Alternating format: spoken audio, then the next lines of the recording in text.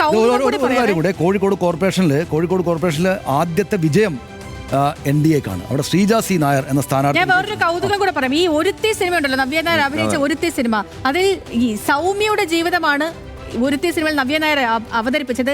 ഈ സൗമ്യ ജയിച്ചിട്ടുണ്ട് കേട്ടോ. കൽപ്പന നഗരസഭയിൽ നിന്ന് മുസ്ലിം ലീഗിൽ നിന്ന് എമിലിത്താഴം ഡിവിഷൻ പിടിച്ചെടുത്താണ് ആ ഒരുത്തി സൗമ്യ വിജയിച്ചത്. ലിനറ്റ് ഉണ്ട്. ലിനറ്റ്, വിവരങ്ങൾ എങ്ങനെയാണ്? ഇത് കൽപ്പറ്റ നഗരസഭയിൽ നിന്ന് മുസ്ലിം ലീഗിൽ നിന്ന് എമിലിത്താഴം ഡിവിഷൻ പിടിച്ചെടുത്തിരിക്കുകയാണ്. ഒരുത്തി സിനിമയുടെ കഥാപാത്രമായിരുന്ന, അതായത് നവ്യ നായർ അഭിനയിച്ച കഥാപാത്രത്തിന് യഥാർത്ഥ വ്യക്തിയാണ് ഈ സൗമ്യ. സൗമ്യയാണ് CPIയുടെ സ്ഥാനാർത്ഥിക്ക് അവിടെ വിജയിച്ചത്.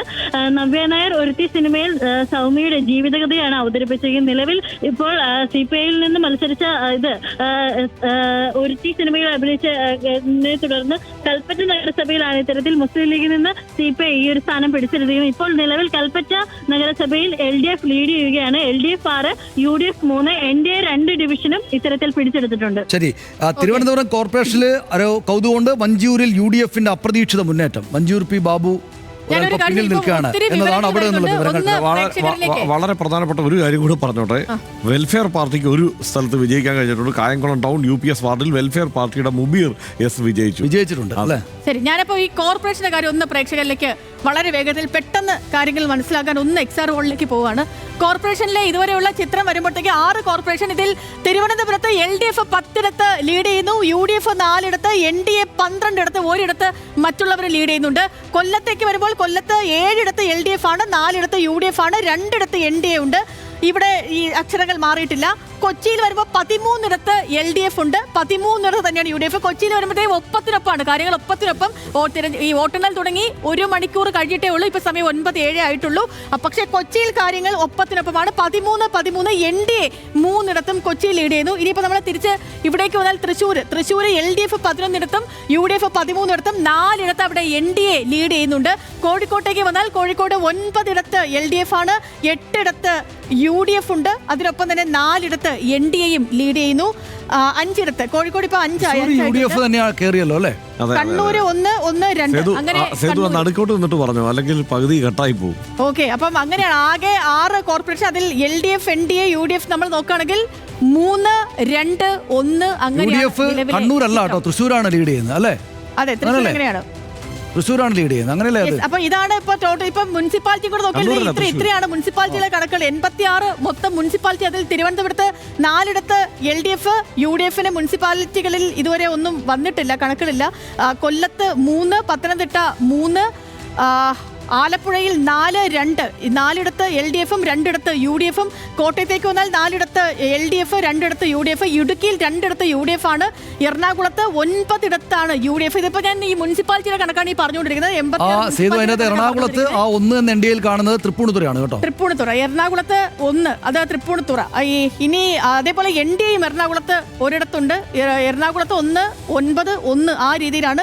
ഈ ഇവിടേക്ക് വന്നാൽ തൃശ്ശൂർ 2, 4 അങ്ങനെ LDF 2, UDF 4. പാലക്കാട്ടേക്ക് വന്നാൽ 5, 1. മലപ്പുറത്ത് 2, 10. കോഴിക്കോട് 4, 3. വയനാട് 3. കണ്ണൂർ 7, 1. കാസർഗോഡ് 1, 2 എന്നാണ്. പക്ഷേ നമ്മൾ ഈ മുനിസിപ്പാലിറ്റിയുടെ കണക്ക് വരുമ്പോഴത്തേനും NDAക്ക് വലിയ സ്വാധീനമില്ലല്ലേ? ടോട്ടൽ നമ്മൾ ചിത്രം നോക്കുന്ന സമയത്ത് കേരളത്തിലെ മുനിസിപ്പാലിറ്റി 86 മുനിസിപ്പാലിറ്റിയുടെ കാര്യം വരുമ്പോഴത്തേക്ക് 3 ഉള്ളൂ. LDFും UDF. അവിടെ UDFനാണ് മേൽക്കൈ. മുനിസിപ്പാലിറ്റികളിൽ UDF കുതിച്ചു കയറുന്നു, തിരിച്ചു. പക്ഷേ LDFന് ഒരു വലിയ ഇതാണോ എന്ന് ചോദിച്ചാൽ അതുമല്ല. ഒരു സീറ്റിന്റെ ഒരു പ്രശ്നമേ വരുന്നുള്ളൂ. ഗ്രാമപഞ്ചായത്തുകളുടെ കണക്ക് ഇതാണ്. ഇത് കടല് പോലെയാണ്. ഗ്രാമപഞ്ചായത്തിന്റെ ഇടയ്ക്ക് ഓരോന്നോരോന്നായിട്ട് പറയുന്നത് ഭയങ്കര ബുദ്ധിമുട്ടാണ്. 941 ഗ്രാമപഞ്ചായത്തുകളിൽ ഓരോ ജില്ലകളിലെയും നിലവിലെ ഗ്രാമപഞ്ചായത്തുകൾ നിന്ന് വരുന്ന അപ്ഡേറ്റുകളാണിത്. 4 വിധി പ്രഖ്യാപനം വന്നതാണ്. നമ്പർ അതെ, വിജയിച്ചവരുടെ കണക്കുകളാണ് കണ്ടുകൊണ്ടിരിക്കുന്നത്. 465 LDF, 188 UDF. മറ്റുള്ള ഗ്രാമപഞ്ചായത്തുകൾ LDFന് കഴിഞ്ഞ തവണത്തെ പോലെ തന്നെ ഒരു മുന്നേറ്റം ഉണ്ട് അല്ലേ? കഴിഞ്ഞ തവണത്തേതിന് അത്രയും വലിയ മുന്നേറ്റം അല്ലെങ്കിലും വലിയ തകർച്ചയില്ല. നമുക്ക് ആകെപ്പാടെ എനിക്ക് തോന്നുന്നു സേതു കൺക്ലൂഡ് ചെയ്ത് പറയാവുന്നത് പഞ്ചായത്തും കൂടി ഒന്ന് നോക്കുന്നത്. ഇതാണ് ബ്ലോക്ക് പഞ്ചായത്തിന്റെ കണക്ക്. 152 മൊത്തം ബ്ലോക്ക് പഞ്ചായത്തുകളിൽ ഈ രീതിയിലാണ് കണക്കുകൾ വന്നിരിക്കുന്നത്. 4, 3, 4, 4 ഇങ്ങനെ വന്ന് തുടങ്ങിയിട്ടേ ഉള്ളൂ. കാരണം ഇതിപ്പോ നമുക്ക് മൊത്തത്തിൽ പറയാനുള്ള ഒരു സമയമായിട്ടില്ല, 1 മണിക്കൂറേ കഴിഞ്ഞിട്ടുള്ളൂ. പക്ഷേ ഇപ്പോൾ നമ്മൾ പൊതുവിൽ ചോദിക്കുകയാണെങ്കിൽ ഇതുവരെ പറയാവുന്ന ഒരു കാര്യം എൽ ഡി എഫിന് വലിയ ക്ഷീണം ഉണ്ടായിട്ടില്ല.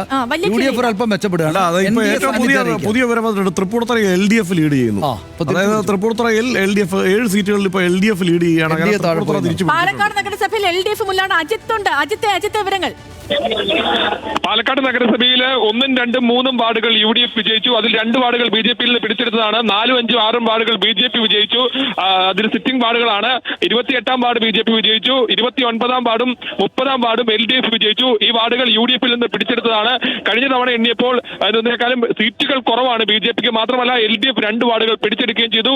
ബി ജെ പിയിൽ നിന്ന് 2 സീറ്റുകൾ ഇത്തരത്തിൽ യു ഡി എഫും പിടിച്ചെടുക്കുന്ന സാഹചര്യം ഉണ്ടായി. ഷൊർണൂർ നഗരസഭയിൽ ശക്തമായ മത്സരമാണ് നടക്കുന്നത്. അവിടെ ബി ജെ പി നൽകുന്ന നഗരസഭയാണ്. അവിടെ അതിനനുസരിച്ചുള്ള പ്രകടനം തന്നെ കാഴ്ചവെക്കുന്നുണ്ട്.